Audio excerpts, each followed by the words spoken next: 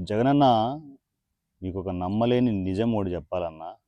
మీ సర్కిల్‌లో ఎవడు చెప్పడులే ఇట్లాంటియన్నీ గానీ, ఎంతసేపు డబ్బాలు కొట్టే బ్యాచ్‌లే గదా! మన దరువేసే బ్యాచ్‌లే ఉంటాయి.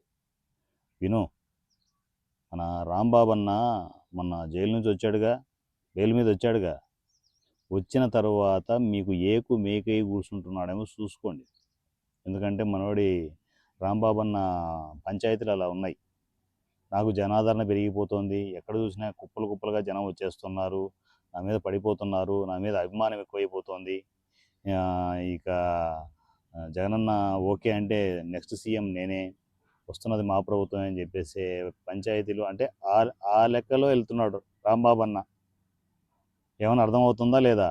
అంటే బయట ఉన్న శత్రువుల కంటే పక్కన్న మిత్రులు లేకపోతే సపోర్టర్స్ అనుకునే వాళ్ళతోనే చాలా డేంజర్ అన్న రాజకీయాల్లో. ఈ విషయం నేను చెప్పాల్సిన అవసరం లే, చాలా జాగ్రత్తలోనే ఉంటారు మీరు. కానీ ఇది ఏకుమేకయ్యే వ్యవహారంలో కూర్చుంటోంది. కొంచెం చూసుకోండి రాంబాబు అని. రాంబాబు అన్న అలా వదిలేసామనుకో, ఏమో మన నెత్తి మీదనే కుంపట్లా తయారైతే పరిస్థితి ఏంటి అంటున్నా. అది కొంచెం జాగ్రత్త రాంబాబు అన్నతో.